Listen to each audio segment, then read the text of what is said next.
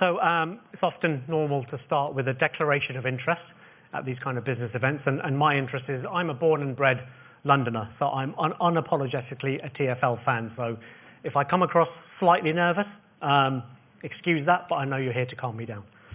The idea that you can move millions of people across one of the world's most complex cities reliably, safely, every single day still blows my mind. It's genuinely a remarkable achievement. But TfL's responsibility reaches well beyond London for the wider economy, for innovation, and for shaping the future of urban transport. And we're going to cover that full plethora of topics.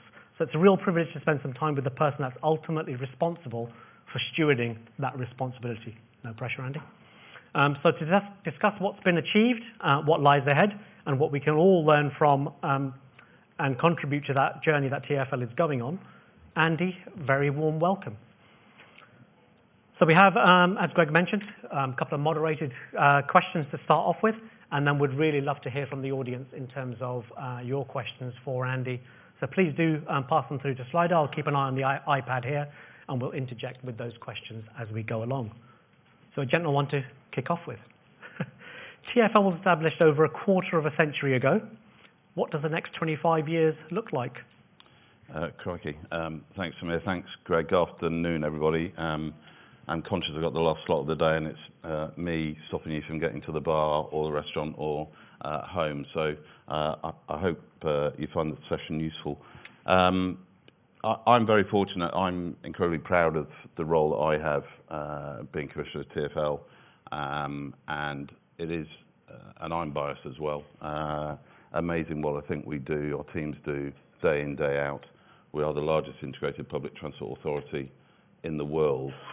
And last year, as you rightly say, was our 25th anniversary, and during that time we've made a fundamental difference to the city. We've enabled its growth economically, housing, saving lives through the initiatives we have.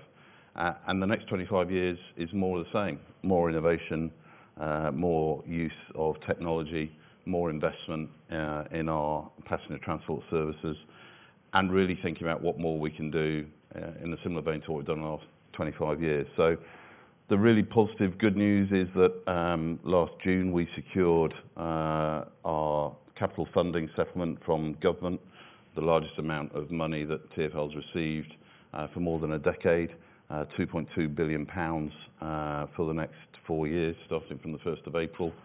That gives us the certainty and the investment we need to complete major upgrades on the Piccadilly line, the Docklands Light Railway, new tram fleet for South London, enable us to secure the commitment for new rolling stock on the Piccadilly line, and it also gives us the money to get on and replace some of our critical road infrastructure as well. So that's really critical.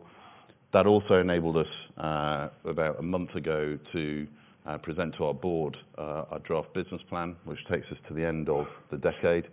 That was subsequently approved, so the first time since the pandemic that we've had a business plan that details all the things that we're going to do in terms of customer enhancements, how we're going to improve accessibility to the network, station upgrades and step-free access at South Kensington, completion of Elephant and Castle station, and things like continuing to make the case with government for the next step of infrastructure. We got the approval for the DLR extension to Thamesmead, 2 new stations at Beckton Riverside and Thamesmead, a tunnel under the Thames. That enables 30,000 new homes, about 15,000 new jobs in the last brownfield site in London. Continue to make the case for West London Orbital, which is an overground extension from Hounslow through Old Oak Common up to Brent Cross and then Hendon. Continue to make the case for the Bakerloo line extension from Elephant and Castle down to Lewisham, and of course can play a really significant role working with HS2 and Network Rail on both Old Oak Common and the redevelopment of Euston. So an awful lot in there. I think there's a lot to be really positive about and really excited about. And on top of that, continuing to focus our drive on safety, reliability and efficient running of the transport system, so we deliver real value to the taxpayer and the fare payer. So more of the same, hopefully doing it, delivering even better value and continuing that real focus on safety as well. That sounds really exciting in terms of kind of growth opportunities, new solutions, new technology and innovation. Within that, do you see any kind of key risks for TfL or broadly the transport network for London within that? Yeah, I mean, look, we have inherent risks that we have to manage every day. You know, we are a high-risk environment for our colleagues to work in, track access, operational safety. Some of you may have seen last week we held our first Workplace Violence and Aggression Summit. This year we're expecting about 11,000 reports of our colleagues suffering some form of verbal or physical abuse. It's absolutely shocking. We had a colleague murdered about 18 months ago on the Elizabeth line. You know, how many of your colleagues and employees expect to have that sort of abuse when they come to work? We need our colleagues to have confidence they can come to work safely, go about their business, helping Londoners, and go home safe. So there's those operational risks, and some of those things we have just got to fundamentally stamp out, improve perception around safety for women and girls as well. But then more widely, it's how we continue to focus on the sort of economic and wider risks that, you know, many businesses, many of you in this room will be familiar with. So we have seen a softening in ridership, particularly on the bus network over the last few years. We're seeing a bit of a dip in the last couple of months on the tube network. Some of the intelligence we have on that is that employment in inner London is reducing. We need to counter that. We need to see how we need to adapt for that going forward. And then, of course, we've got the global uncertainty, which we are watching closely, both from a colleague perspective, making sure we're providing support to colleagues who may have friends, family, relations in those areas, making sure we don't tolerate any hate crime, but also the economic and security risks of that, which, you know, there's no change in the security threat level, but equally how we manage those wider economic circumstances. And, you know, this morning we had the TfL board has approved our budget for the next year. A big element of that is how we're going to mitigate and manage any economic changes going forward. Immediately, no direct impact to us. We're well hedged on energy and that side of things, but we've got to be aware of that, particularly over the next few years. So hopefully conflict will stop as soon as possible, but that's probably the biggest risk from that side. And then longer term, it's around infrastructure. There's a lot of focus on building new infrastructure, rightly so, but actually we've got a huge amount of existing infrastructure that's got to be maintained, it's got to be renewed, and if we don't do that, then that's going to have a direct impact in terms of service levels, whether it's service levels on the railway or whether it's traffic restrictions on a road network and that sort of thing. So continue to make the case, and you'll see a number of big transport authorities doing the same, whether it's Network Rail or borough road highway managers making a case around investment in existing infrastructure is absolutely critical. If we don't, it's going to have a direct economic disbenefit to the economy. Now, there's quite a lot to factor in there. Then you've got sort of digitalisation and the cyber risks that come with that, and the broader kind of climate resilience of the network and the system as well, right? Indeed, both of those. I mean, as many of you know, we were subject to a cyber attack ourselves, September 23. Yeah, we handled that pretty well. But that attack alone cost us £39 million, even though we continue to operate all our services, the mitigations and measures that we've had to put in place, huge impact. Many other companies you'll have seen in the media, direct impact to them far greater. It is an ongoing risk, and one piece of advice I give to everybody in the room, you need to do everything you can to prevent a cyber attack, but you have to assume that they will be successful at some point. So make sure you have plans of how you would respond, know how you would respond, so you can take actions very quickly to minimise the impact on that. And the environment and climate change, it's happening. You know, we are spending a huge amount of time and money and strategic thinking about how we make our network more adaptable to the changes in climate, whether it's heat, whether it's flood risk. Flood risk is greatest actually not from prolonged periods of rain, but from flash thunderstorms and that sort of thing. Working very closely with utility companies, we are setting our design standards around making sure that developments that are close to our road network are designed in a way to maximise drainage through sustainable urban drainage schemes, that sort of thing, and also how we continue to make the railway more adaptable as well. So a huge amount going on. Yeah, it sounds like you're taking the approach of seeing resilience as a way of turning risk into readiness, right? Absolutely, and that's the way I think we all have to think, because this is happening. We've all got live examples of events that have happened. We need to prepare better, so we have better operational response when there is inclement weather, but equally we've got to try and design it out so that we can deal with it in a far better way strategically. Oh, understood. No, thank you, Andy. Let's cast your mind back to maybe one of the happiest days of your life. When you joined TfL, what did you personally want to achieve? And how far through in the room. No, and how far through that agenda do you think you've got? I guess there's probably two points. I joined TfL just over 6 years ago as managing director of the Underground, and about 8 weeks in, somebody started talking about this flu bug in China, and about 6 weeks later, I was one of two our executives leading the whole crisis response for TfL. So never really got to achieve some of the objectives that were given to me when I arrived. But turning to this role as Commissioner, Group CEO, when I took up the position initially on an interim basis, I had three key objectives. One was, how do we bring people back onto our network? How do we convince people that using public transport, using the TfL system, is the best way to travel around London?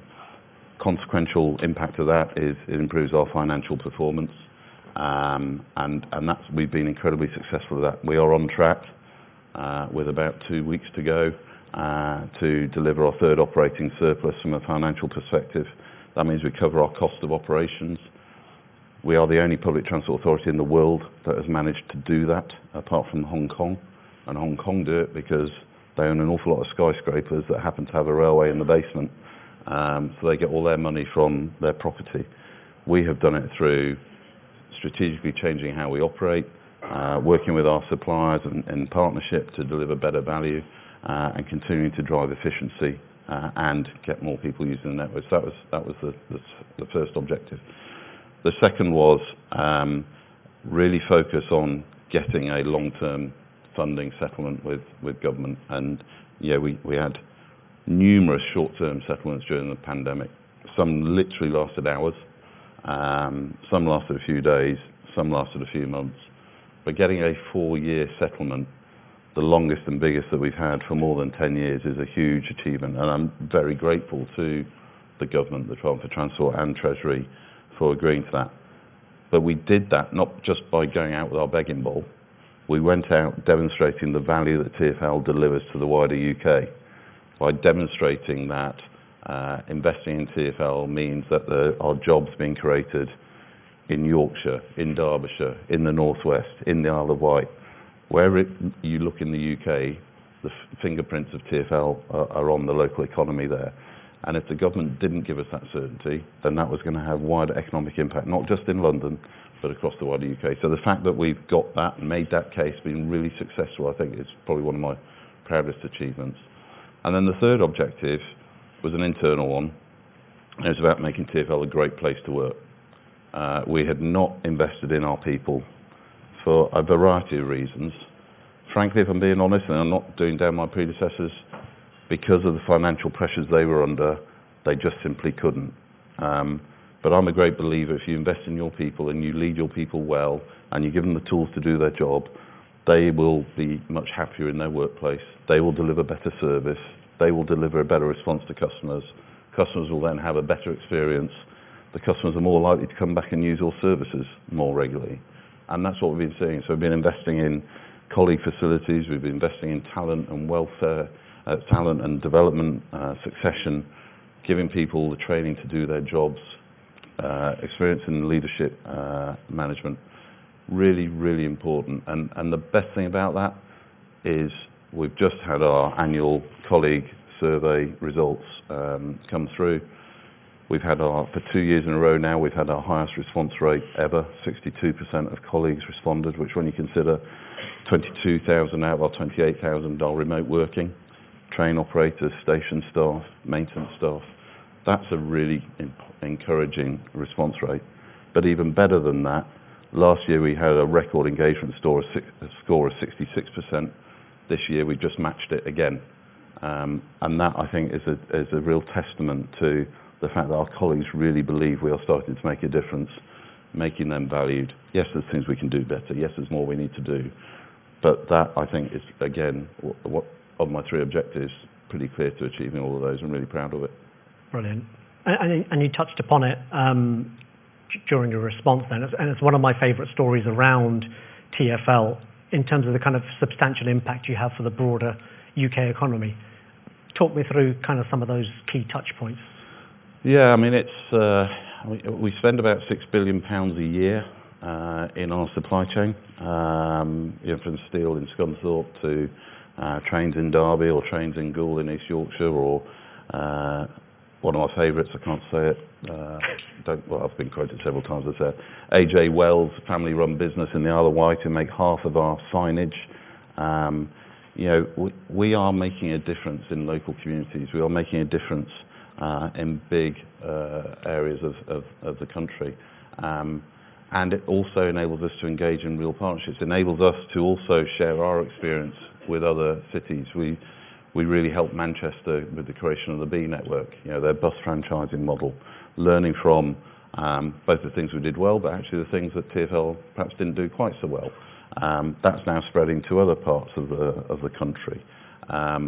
So our impact across the UK is significant, and equally we've now got people wanting to invest in what we do. This afternoon we had a signing ceremony with a company called Indra, who are Spanish.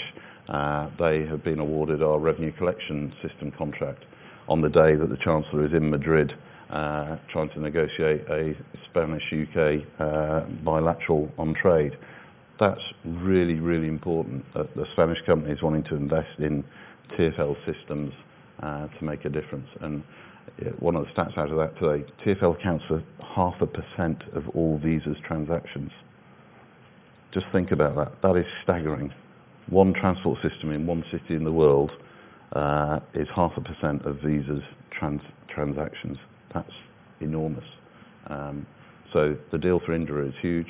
The impact that we have on users across the world is significant. And if you think about our revenue collection and ticketing systems, we created contactless. So we created Oyster, and then we created contactless.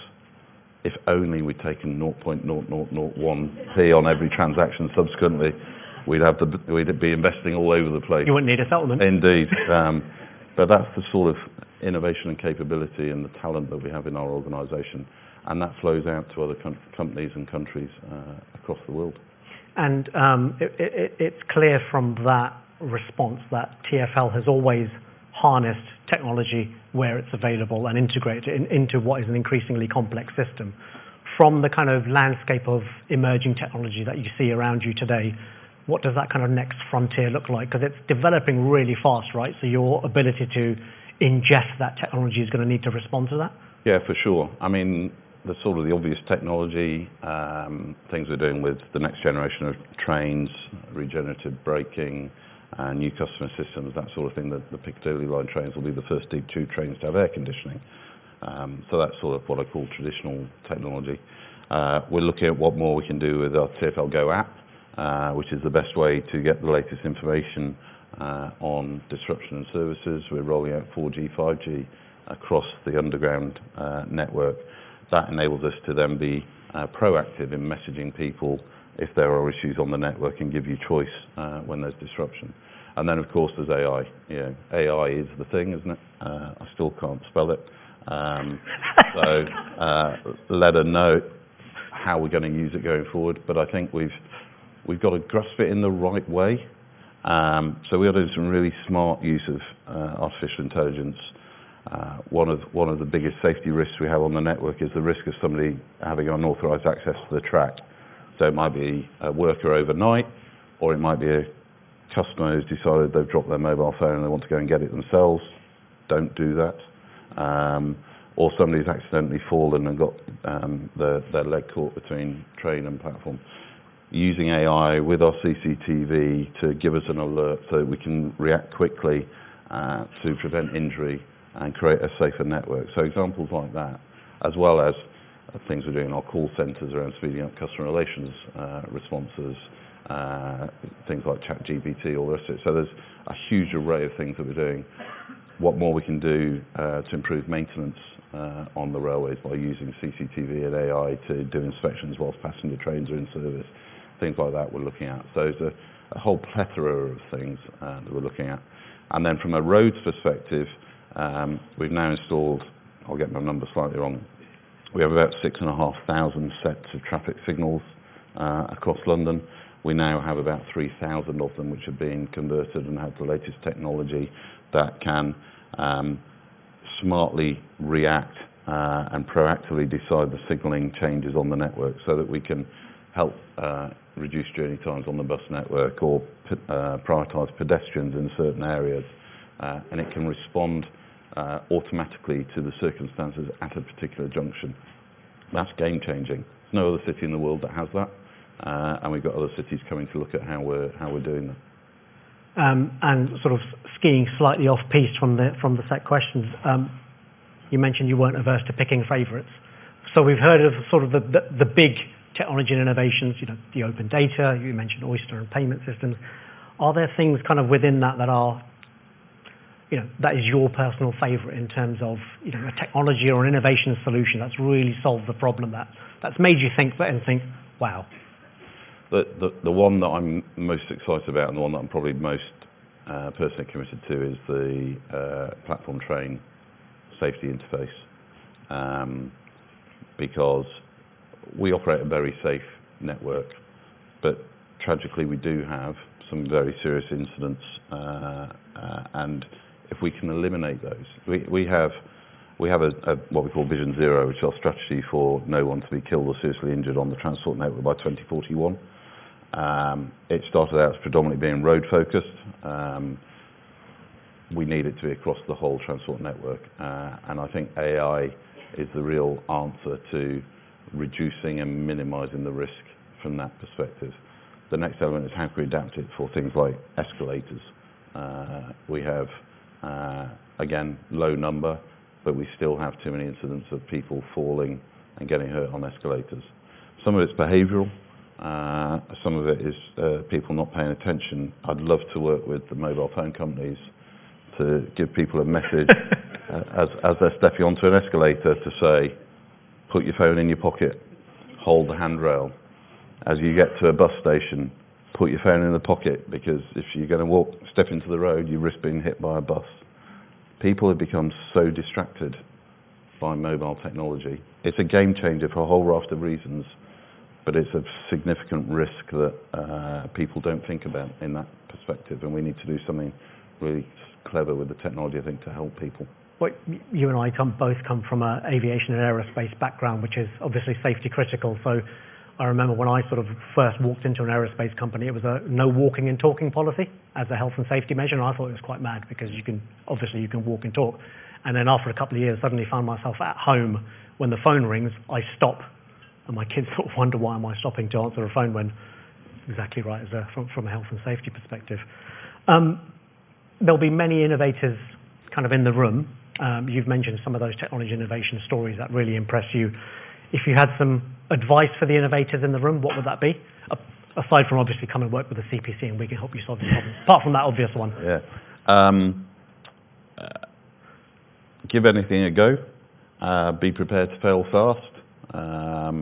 Don't spend too long thinking about the business case, because often certainly in a technology side of things, you need to give something a go, because that will then help you develop the business case. When I was at British Airways, we did exactly that with some mobile apps in the operation. We didn't have a clue if it was going to save us any money or not. But actually, once we tried it, it absolutely did. It saved us a huge amount of money because it enabled us to reduce the fuel bill and improve punctuality. So, and from a TfL perspective, we can be quite difficult to do business with, and we can be quite difficult to get through the door. But keep knocking, keep trying. We have an innovation team in our strategy department. They'd be really keen to hear from you if you think you've got something that you think could solve a problem or help us increase our revenues or reduce our costs. Brilliant. So thank you to the audience who have been sending in your questions, and please do keep sending them through or upvoting the ones that are already in there. So I'll run through a couple and maybe try and merge. Elizabeth Line is one of the best train lines in the world. Well done. I completely agree. I see Tokyo Metro is involved in its maintenance, which is great. So what has TfL learned from their involvement? And I guess more broadly, are there things that you've seen internationally that you'd love to see replicated or repeated in London? So thank you for Elizabeth Line. It is fantastic. It's carrying over 800,000 people a day now. Biggest rail line in the UK, right? Yep. Yeah, and fastest growing in Europe still. 6% up this year. It's phenomenal. And one of the best performing railways as well.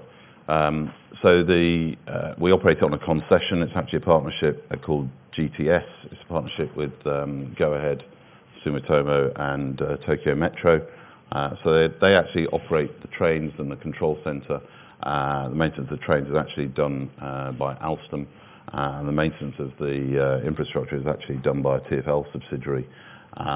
But what the new team are doing is they are really focusing on further improvement to operational performance, continue to drive a focus on colleagues, and really focusing on working with Network Rail, obviously responsible for the infrastructure west of Paddington and east of Liverpool Street, to reduce the risk of incidents becoming prolonged, minimising disruption, and then collaborating with the rest of the TfL group in the event of there being any disruption either on the tube or the bus network or vice versa. But Tokyo Metro and Sumitomo brought a real focus on process, procedure, as you imagine, Japanese precision, and it's been a really good move. They've been in place now since May last year, so it's been really good. And in terms of what I've seen elsewhere, probably interestingly, having been to Sydney, they've now got their equivalent, the Sydney Metro. They've actually learnt from the Elizabeth Line. Their trains are fully automated in the way ours are.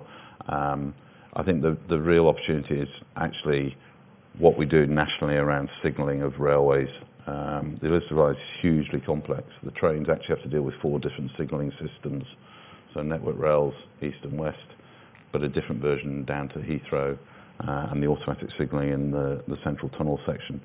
So one of the things we need to have is a bit like some of the other countries in Europe, a common signalling system that removes complexity, improves performance, improves safety, easy to maintain, and gives us the ability to operate as safe and reliable service as possible. That would be the biggest thing.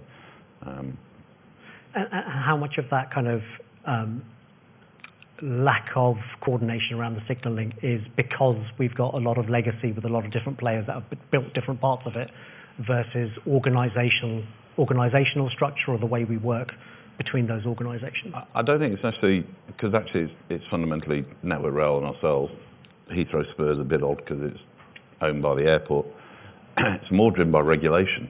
Okay. So the original Network Rail system was a British system. Then they had to go to the European standard. So the latest signal upgrades are done to the European standard, which is a different standard to the British standard. And then we wanted an automated railway in the central tunnel section, so that's a different system again. So it's more around having a common strategy around where do we want to go going forward. So how do we get into more automation, which by definition is safer because it removes human process from it. So that's what I think we need to. I think GBR is a massive opportunity to help with that, and we'll work closely with them, having that common framework hopefully. But it requires investment, and that's the other challenge. Another audience question, more around roads this time. So with kind of delivery vans and the kind of increase of that delivery service onto London streets and networks, how does that challenge kind of present itself to you as a transport authority? Yes, it's a great question. I mean, the really interesting is we're actually only responsible for about 5% of London's roads, which is the Red Route network. All the other roads in London are borough roads or the City of London's roads, and yet we operate the bus network. 95% of the bus network is not on our road network. So Last mile delivery, the proliferation of online shopping has seen a huge increase in the delivery vehicles. So we're trying to work closely with particularly the online organisations. How can we try and improve that? Making sure that they are operating safely, so working with us on Vision Zero. But I think it's a real challenge for us, and we need to think about how can we get better coordination of it. How can we do more delivery, particularly last mile, using bicycles, cargo bikes? How can we use the river more? DHL have been doing some trials on the river. We've been working with them on that. So I think there's a real opportunity there. We need to, congestion is not decreasing at the rate we need it to, and the bus network has been challenged because of that. We're seeing an improvement in bus journey times now, which is really good. But equally, we need to manage the sort of online shopping delivery impact, I think, going forward. And we need to work with the boroughs on that. No, understood. And we talked quite extensively around the kind of technology that's been adopted in the past, what you're looking forward to in terms of adoption in the future, and the longer term settlement that you've got. In terms of where you invest, how do you sort of balance that kind of short term, keeping the lights on, keeping that infrastructure going, keeping the network operating versus that longer term vision to really get the network to where you want it to be? So the capital settlement we have is all about investing in existing assets. So we have agreement with the government that for major new rail extensions, major rolling stock replacement or signalling, we're not expected to fund that ourselves through our operating surplus. That would be through us to make a business case, work with third parties where possible, particularly on line extensions. So DLR to Thamesmead is a great example of that. We'll also, we'll assume what our future revenue on that extension will be, and therefore we can borrow against that. So that's how we can focus on the new extensions. The core is how we invest in our existing assets, and we've done a huge amount of work over the last 5 years around really understanding our asset strategy, really understanding the condition of our assets, everything from river crossings through to rail infrastructure, through to road infrastructure, and then we categorise it based on a number of parameters, which then helps as we get into our business plan and budget each year, determines where we need to invest more. Either safety comes first, so if it's safety critical, we invest to remove the safety risk, but then it's back into reliability consequences, customer impact, or wider environmental or other social value impacts. There's a range of factors that we take into account. No, thank you, Andy. I've got a couple of questions here that are kind of related to accessibility and inclusivity, particularly around safety for women and girls on the transport network, and also how accessible the network remains for passengers with disabilities, lift downtime and that sort of thing. Yeah. What's your kind of overall strategic approach and view, and where is that headed? So we want the network to be as accessible as possible for everyone. There's always a lot of focus on step-free access, and we've delivered more step-free stations over the last few years, certainly since Sadiq's been the mayor. We're now at 94 stations on the tube network, the Elizabeth line's fully step-free, bus network fully accessible, but we need to do more, and the mayor has a really ambitious target for us,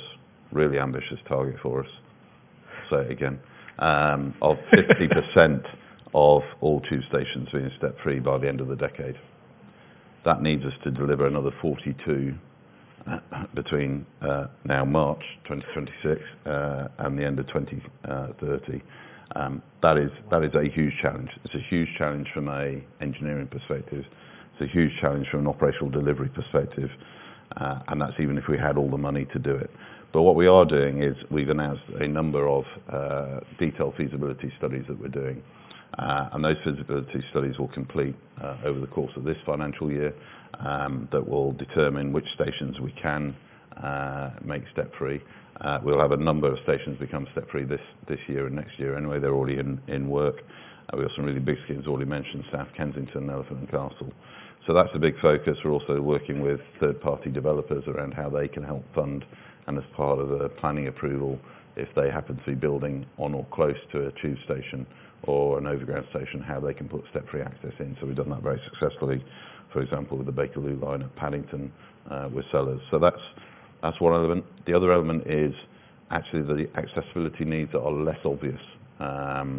So we're doing a lot of work with innovators around how can we use technology to help people who are hard of hearing, people who are visually impaired, to navigate around the network, because there's a huge number of people with those disabilities who avoid the tube network because they don't think they can find their way around it safely or reliably. So we'll see more rollout of that.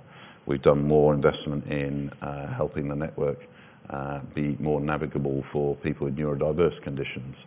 So again, the Bakerloo line at Paddington was the first one we've done where we designed it for people with neurodiverse conditions from a colours and a textures perspective, so that focus. And then in terms of making the network safer for women and girls, we did a survey about 18 months, 2 years ago. The perception of 50% of women and girls in London was that the public transport network was not safe. Now we know it's a low crime environment, but we know that there are still too many instances where women and girls do experience some form of threat or violence or encounter that is scary and unpleasant for them. So we're doing a number of things. We are working very closely with both the Met Police and the British Transport Police around improving the ability and the visibility of uniformed officers, along with our own enforcement officers, more training for our own colleagues. The rollout of 4G, 5G will enable people to report things instantly using 61016, and the BTP do respond very quickly to that. More rollout of CCTV. We now have CCTV in a number of bus shelters, locations where we know there have been more incidents. That is already seeing a reduction, and the Met Police have direct access to that footage. So we can act more quickly when people report incidents. So we need people to report more, but if we can get people to think, women and girls to believe the network is safer because their experience is better, that's a huge opportunity for us to grow our revenue and get people onto the public transport network.